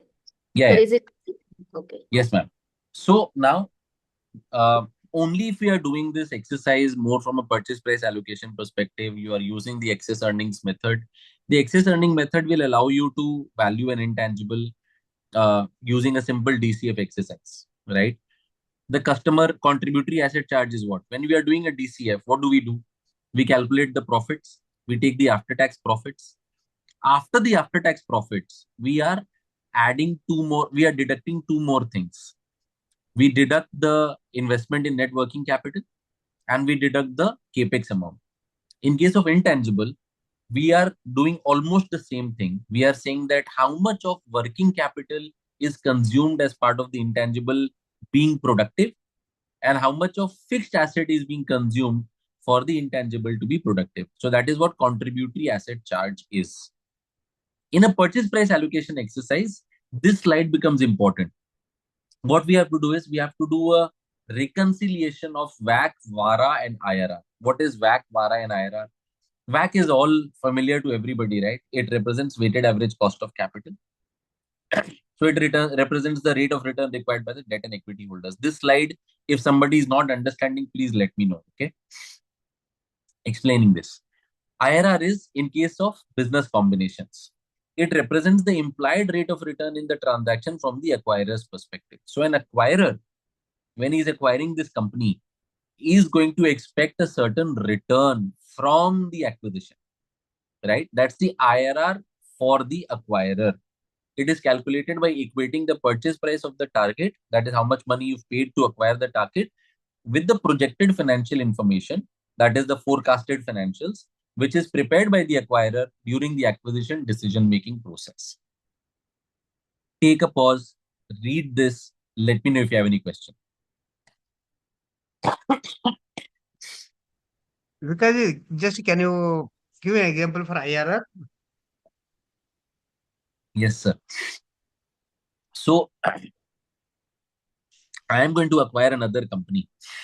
So when I'm acquiring another company, I will not go to a grocery store and buy a company, right? I would have done my own exercise before acquiring the company that, hey, if I acquire this company, this is the value that I'm going to get. Correct? So what would happen? I would say my purchase price is going to be 100 crores, let's say. And after acquiring this company, the total value that I will get is going to be 120 crores. after factoring in the synergies and everything, right? Why will I acquire a company? Only to gain something, right? That I'm going to benefit more than what I'm paying for it. Yes or no? Yes, Are we sir. all together? So Yes, if sir. my outflow is 100 and my potential inflow is 120, it will also depend on by when will I recover this 120, over 2 years, 3 years, 5 years, 10 years, whatever. Based on which I can calculate an IRR. Well, how do we calculate IRR, internal rate of return, in Excel? Yes, sir. Outflow and inflow, we put it in a timeline and we get what this is the return that I'm getting. Yes or no? Yes. Yes, sir. Yeah. So this IRR has to be calculated by the Yes, sir. acquirer, and this is Yes. calculated before the acquisition. Correct? Yes, sir. The third is VARA, which is the weighted average return on assets. Weighted average return on assets.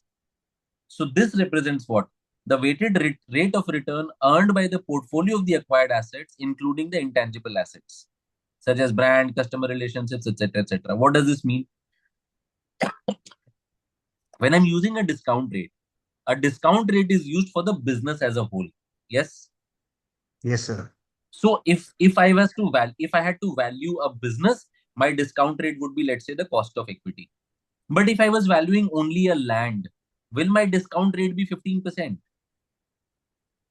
No. No. What would be my discount rate? Typically, land ka capitalization rate 6 to 7%. Yes or no? To Yes. 7%. Similarly, if I had to mortgage my inventory, how much return would I get on the inventory, or rate of return that I would have to pay on inventory? 7, 8, 9%. Yes or no? 8 to 9%. Correct. So therefore, when you are getting the assets, instead of looking at the business as a whole, you would get the required rate of return on every asset that you are acquiring. Okay. Right? So you need to take a look at weighted average return on all the assets that you are acquiring. So, for example, a land would have a very low return on asset. Working capital would have a very low return on asset. But brand is a very fragile asset, so we'll have a very high return on asset. Yes or no? Yes, sir. Go to the next slide, please. So can we say VARA is something like sum of parts method? It's not sum of parts, it's the rate of return. It will be visible in your slide right now. Can you go to the next slide, please? So now what we have to do is we have to do a reconciliation, right? Let's go to the next slide. Okay, let's stop. Let's stop here. So what it is saying is, if IRR is the same as WACC, this indicates that projected financial information reflects market participant assumption and purchase price is likely representative of the fair value of the acquired business. Okay, if my IRR is same as WACC, I have got a market participant's view, and there is not going to be a likelihood of a goodwill being recorded. Okay, if IRR is greater than WACC, that means my rate of return is more than the cost of capital. So the PFI may be too optimistic and the purchase was made at a bargain price. So there's going to be a capital reserve. If IRR is less than WACC, that indicates that projected financial information may exclude some or all of the market participant synergies. PFI may be too conservative, or that the buyer overpaid for the target. That is, there's going to be a goodwill that will be recognized. So if so Ind AS requires this exercise to be done in case of a purchase price acquisition process. Let's go to the next slide. This will help you understand. So what we are doing here, we are saying that in the first table on the left side, we are saying working capital. We saw that the fair value is 1000. The rate of return, this we have to calculate, okay, is 2%. Working capital as a percentage of the total value was 10,000. So working capital as a percentage of total asset is what? 10%. Similarly, fixed asset, the fair value is 500. Rate of return is 3%. Weight is 5%, only 500 divided by 10,000. Correct? Now I have identified some customer relationship. I have valued customer relationship. So customer relationship is 1500 value. Rate of return you see is much higher, around 15%. and the weight is again 15% of the total value of the asset. Brand is 1000, rate of return is 15%, weight is 10%. Finally, the goodwill. So goodwill is only going to be the balance portion, right? Because everything else is already calculated. So goodwill is 6000. That would lead to 10,000, which is the purchase total value of the assets acquired, right? The total purchase consideration, basically. The weight is 60%. So you see the VARA is 13.7%. What is this? Weighted average rate of return. 2% into 10% plus 3% into 5% plus 15% into 15% plus 15% into 10% plus 16% into 60%. This will give you a VARA of 30. Because Yes, I have ma'am. a doubt. Why working capital and fixed asset is 2 and 3 and not 2.5, 3.5 like that, Why 2, why 3? That's There, where the that valuer has to agree, ma'am. So this is again, so some valuers are taking it based on rule of thumb. Some more senior valuers are taking it based on some more objective assumptions. But this is a standard range that is followed. If I follow this, more or less, I'm okay. Correct, right? Yes. If you're following this more or less, you are okay. So in this entire exercise, and on the right hand side also, let's take this table. The equity cost of equity is 15%. Weighted average cost of debt was 2.4%. That part is missing because this PPT got split a little bit. So you see WACC is 14%. So your WACC and VARA are almost at 14%. So this reconciliation is required. Yes, sir. Working capital 2%. How do we get the 2% rate of bank rate of interest is 6%, no? 9%, 3%. How do we get the rate of return on these sets? Sir, working capital will also include inventory. It will also include receivables. It will also include other current assets. There is going to be a trade payable also. This is net working capital, right? Okay. So accordingly, this rate was arrived at 2%.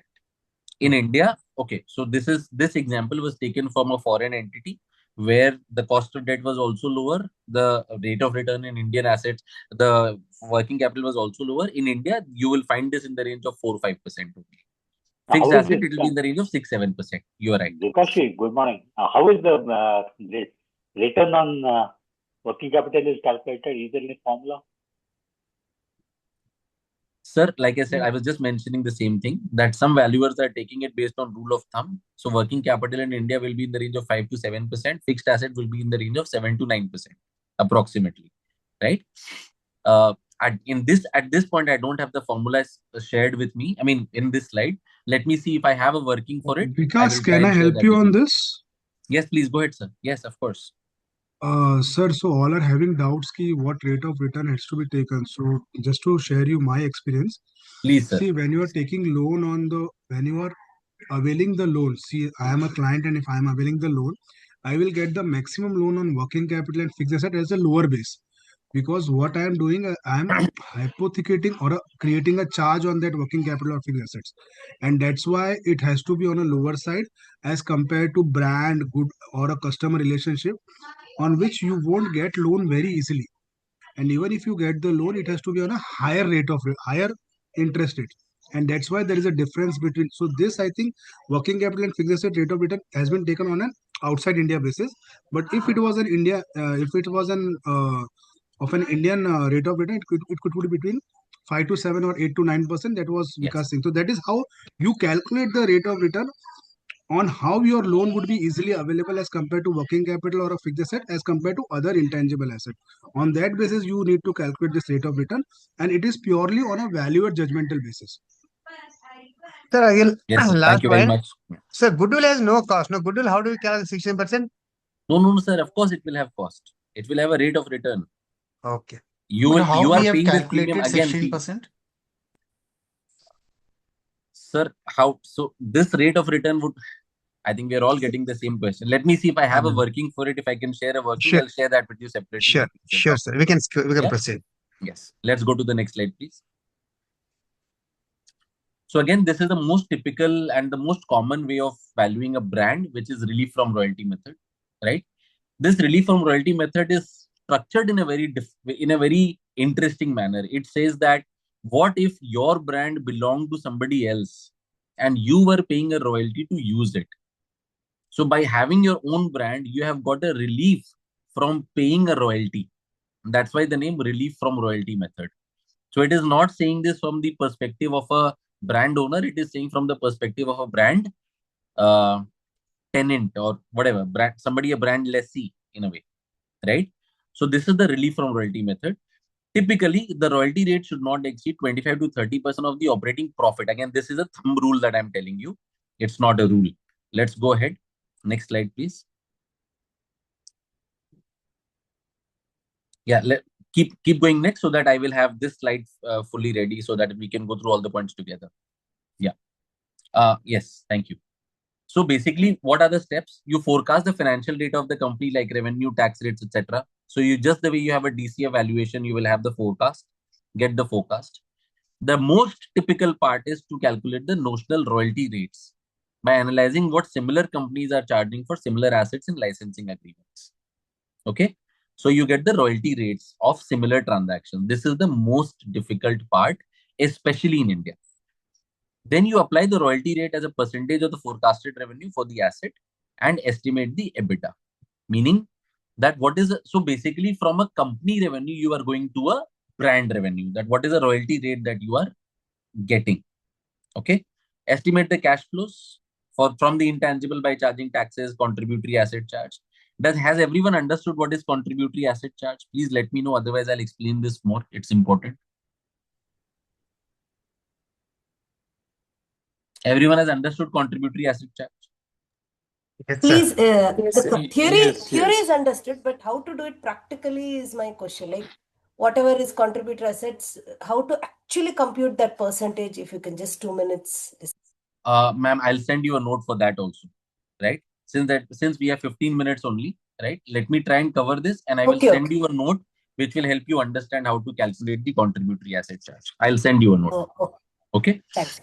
So yeah, so basically just the way we were calculating the rate of return in the previous slide, right? Similarly, your basic understanding has to come from the fact that there is a charge of working capital which has to be charged for the intangible also. Okay. The next another interesting concept here is tax amortization benefit factor. And what is that? So by using the intangible asset, what we have to see is in respective geographies, is the intangible asset available for amortization by the tax authorities? Okay. If they are available for amortization for the tax authorities, that is an additional benefit that you get from that cash flow or from that intangible asset. So you add the tax amortization benefit factor to the cash flows. And then you carefully assess the period of intangible beyond the forecast period. Go to the next slide, please. This is an example. Like, so I think I should have taken an example of an Indian engagement. I had taken the example of a foreign engagement, and that's why some numbers were not tying back. But this is one of the examples of the example that I'm taking now. So from a source, we got these are the royalty rates for these transactions. Okay. So in one case, it was 5%, then 7%, then 2.5%, 9%, 6%, 6%, 5%, and so on. So this is the average royalty rate that we got across various transactions for a clothing company. Okay. The selected royalty rate that we have taken is 5%. You will have to do this research. Sometimes this is available using some databases. I have to tell you, in India, we do not have any structured database which talks about these kind of royalty rates for Indian transactions only. Okay. So what we do in that case is we try to find out the franchisee royalty rates or franchisee rates across some of the websites. Okay. So if you search on website, if you search on Google asking for franchisee rates for this kind of business, you will get some rates from some companies. You can use that as a benchmark. Okay. Can we go to the next slide, please? Oh my God, this is all messed up now. So, all right, let's see what best we can make use of this, right? So what we have is we have the revenue of the entire company. So for 22, 23, 24, 25, 26, and then a terminal period. So in this case, it was assumed that the company's intangible is going to have a terminal period value. In some cases, you will realize that there is no terminal period value of the intangibles. So now royalty savings at 5%. So out of 85,000 of revenue, my royalty saving is 5% of 85,000, that is 4250. Or 88,000 ka 5%, that is 4400, and so on. So that becomes my royalty savings or revenue. Then I have the income taxes, which is 25%. So if I'm paying royalty, I am also saving taxes on this. Correct? So my after-tax royalty saving is 3188, 3300, 3788, and so on. Okay. So this is my after-tax royalty savings. Now see, please note that in this case, I am saying my royalty savings. So I would have paid a royalty of 4250, against which I have saved 1063. So my net payment is 3188. This is my cash flow. And in this case, I do not have to take any contributory asset charge value or any expenses, because here 4250 itself is the expense. Are we all okay on this part? Are we all okay on this part? Please let me know. When we have to take CACN, why you are not considering in this case? The CAC we will usually take in case of excess earnings method, when we are starting from revenue, deducting the expenses, arriving at a profit. Okay. Oh. This is a net saving. Yes. In case of relief from royalty, since my expense is 4250, I am only talking about the royalty. I am charging this value here. Okay. Now, there are some cases where the royalty percentage that you find will be in the range of 25-30%. Right? And then this is very important. Please understand this, because it is hardly mentioned in any book. So in this case, we saw that royalty percentage is around 5%. Okay. Ma'am, can we go back 2 slides, please? I want to highlight on one thing. One more slide. The previous slide, ma'am. The previous slide. Previous. Previous slide, ma'am.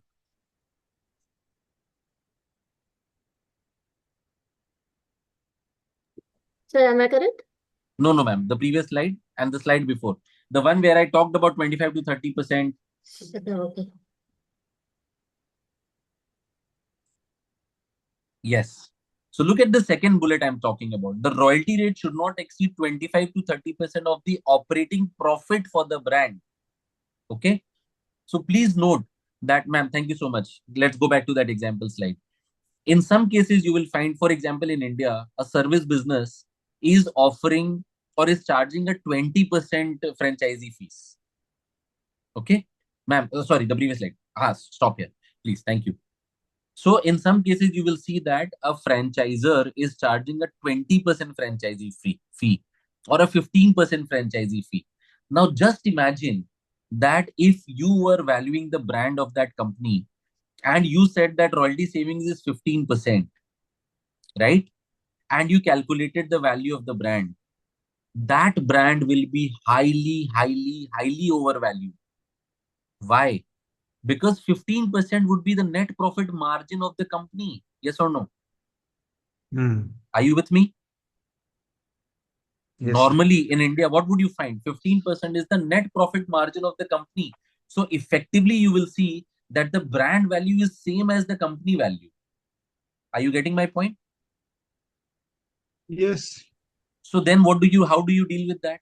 So there you have to see that if a company is charging 15% royalty, there is a significant royalty spend that the company, the brand owner also has to do. We call it brand servicing costs. Okay. For example, in one of my previous organizations that I worked, this company, my employer was a franchisor, and we would charge 20% royalty on the services. Now, against this 20% royalty, the company ended up spending crores of rupees on maintaining the brand, marketing support, printing material support, vendor support, negotiation support, etc., etc., etc. Are you getting my point? So I am charging 20%, but against this 20%, I am spending 85% of this 20%. Right? So then what is the effective royalty then? It would be in the range of 2-3% only, possibly. Yes or no? Are you with me? Yes. So we have to be very careful when I'm using these royalty rates. We can't just mess it up. Are we okay? Yeah. So here's a discount rate 20%. Is it a WAC? So here this is WAC, yes. But again, this WAC would be slightly more than, so this will be slightly more than WAC. We will add an additional premium because again, we are valuing an asset which is riskier than the business. right? So always remember, this is a basic principle that the discount rate should always represent the risk and reward that is attributable to the asset being valued. So just the way in my previous slide, when we were looking at rate of return for different assets, working capital was lesser and brand was more. So similarly, this brand is riskier than the overall business. So if my overall WACC was 18%, I would probably take a discount rate of 20% for the brand valuation. Okay. Are we all together on this? Hello. Am I audible? Yes, Yes, yes, sir. yes, yes. Yes, you are. Yeah. Excuse me. So this will give me my value of the brand. On this, I might still have to do a tax amortization benefit factor calculation. If I can do that, I will add that factor only if it is amortizable in India, right? So only if the brand is amortizable in India, you are allowed to amortize the brand value and get a tax benefit out of it. That time only you will use the tab factor, otherwise you will not. So as of now, it is debatable. In India, there are various litigations on amortization of brand. It is not a clearly deductible expense, and therefore conservative approach, we don't take tab factor, right? If it's only a commercial decision, sometimes you can add it. So usually what we do is we leave it to the discretion of the company's tax consultants. Only if the company says that, yes, we have a notice or we have a view from our tax consultant that this brand will be amortizable, we take a tab factor. Otherwise, we don't. Are we okay? Are we okay, ma'am? Can we go to the next slide, Yes, please? yes. Yes. Can we go to the next slide? Absolutely. Yes, please. With and without method, I'm not going into too much. Simply speaking, this is the synergies. We usually don't do it for brand, but if I still had to do it for brand, what would I do? Again, I would calculate the value of the company with the brand. I would calculate the value of the company without the brand. What do you mean by that? See, in case of any brand assessment, the most important factor, one of the most important factors you must see is the brand driving a higher volume or a higher price? Yes or no? Yes. So if I was selling tea, any tea, and if I was selling Tata tea, correct? What is the price that I would be able to command with Tata tea versus without the Tata brand? What is the volume that I would be able to sell with the Tata brand, without the Tata brand? I do two scenarios. Based on the two scenarios, I get two values. Based on the two values, the difference between two values is the value of the brand. Are we okay on this? Yeah. Yeah. Yep. So it's a very, very Whose intuitive. judgment, sir? Whose judgment is this with and without promoters, right? Like the Ma'am, see. company. No, ma'am. So it is your judgment. As a valuer, we will do our judgment. So first thing I mentioned, conceptually, this is the most established valuation method. But practically, this is the most difficult valuation method because you will hardly get data points, right? How would you get data points that what would be the value of, what would be the forecast of this company without the brand? That is the most difficult part, right? Yes or no? Yeah. Are you with me? That's why Yes. So that's why we are not practically applying it. Conceptually, this is very well established. Okay. Okay. Chaliye, go to the next slide, Yeah. please. I want to cover one more method before we close. Yes. So we had discussed that marketing spends do not represent brand value, but something can be done when we are spending on advertisements, when we are spending on marketing. So this is a conservative approach, not a final approach, but it can help you make your brand valuations more defensible. What does it say? It says that if a company is spending on advertisement, what is the purpose of spending on advertisement? To drive more revenue and to create a brand, correct? So if the purpose is to create a brand, let us see how much brand has been created by spending on advertisement. All right. So here only one judgment is applied, that for how many years is your marketing expense valid? What do you mean by that? So let's say 2022, Omnifin had done a lot of advertisements. We can't do advertisement. I'm giving you an example. 2022, we did a lot of advertisements. We got a lot of brand fame, name. We got some work, etc., etc. 23 also we did a lot of advertisement. 24 we did half of 23's advertisement, and 25 we haven't done any advertisement.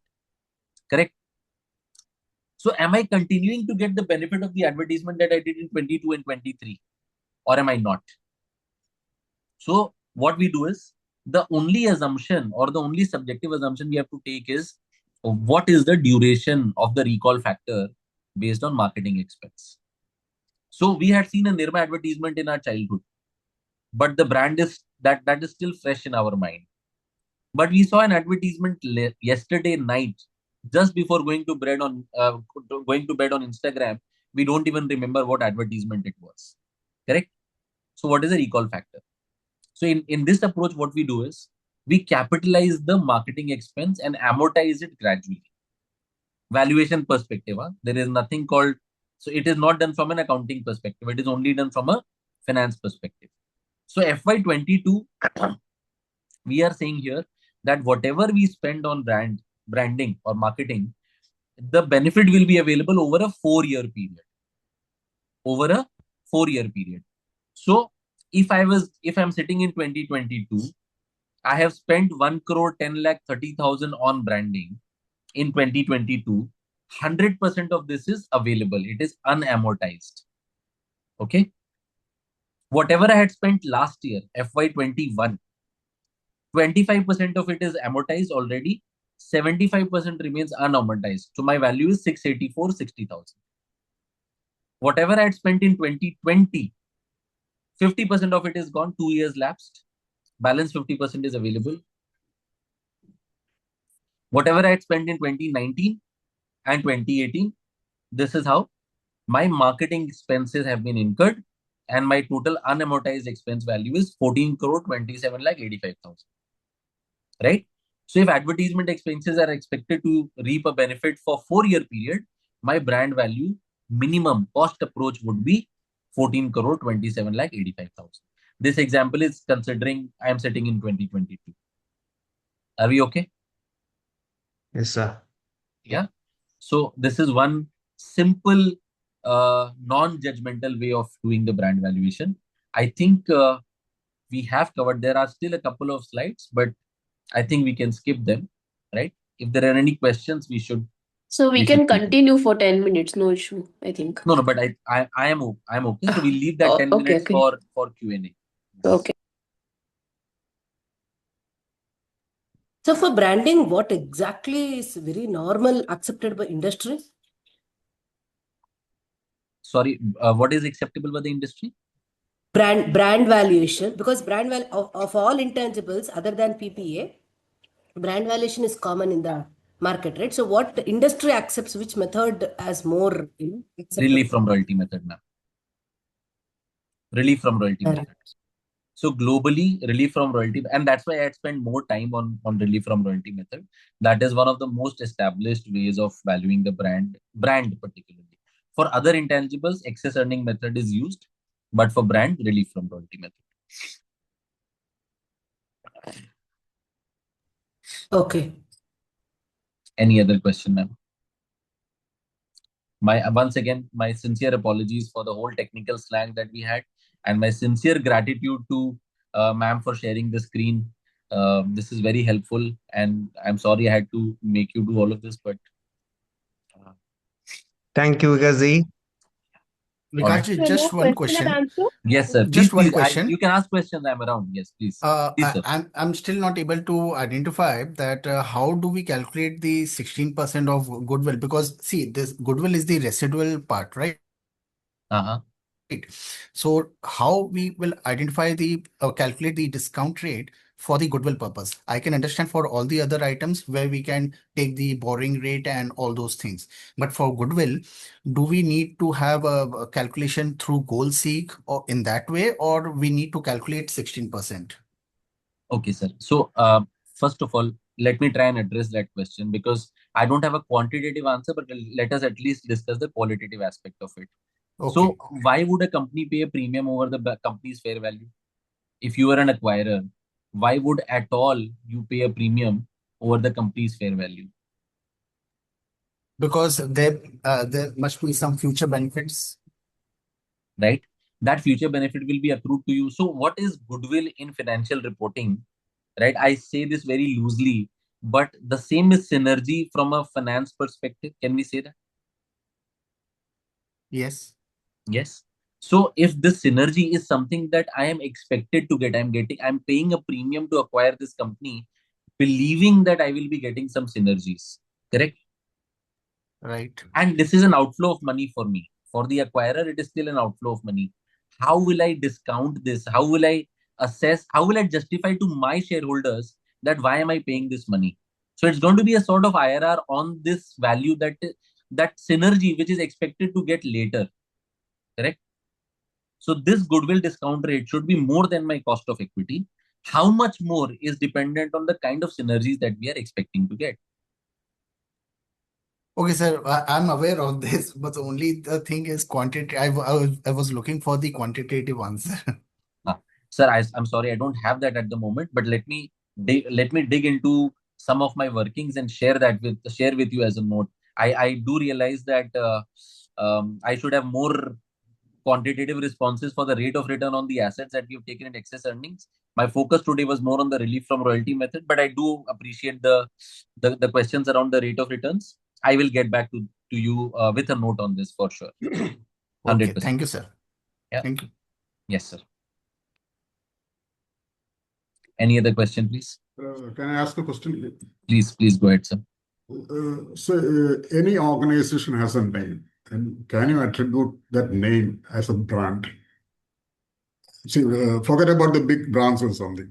Any organization is a name. Now, typically, So only if you are able to generate a premium from it. Sir, I can do any valuation of any asset on spreadsheet, right? My always endeavor is to be able to defend the valuation, correct? So if I'm assigning a value to a brand of an organization, I should be able to establish that this brand is driving a premium in terms of any other ordinary player in the same industry. Ordinary player, right? okay. So, for example, very simply speaking, if Omnifin is able to command a professional fees which is more than what other players are able to get, if Omnifin is able to get more engagements only by Omnifin's name as compared to what other players are able to get, then only Omnifin will have a brand value. Otherwise, it will not have a brand value. And I should be able to demonstrate that. So tomorrow, if anybody takes Omnifin's name and goes to a client which needs services in the same industry, and the client says, Omnifin se aaye ho, okay, I'm going to give you the time of the day. Then yeah, there is some brand that is there, right? So very simply speaking, if an independent professional is able to, let's say, hypothetically speaking, charge a fees of 50,000, and Omnifin is able to charge a fee of 60,000. So there is a price premium of 10,000. I should be able to establish that, sir.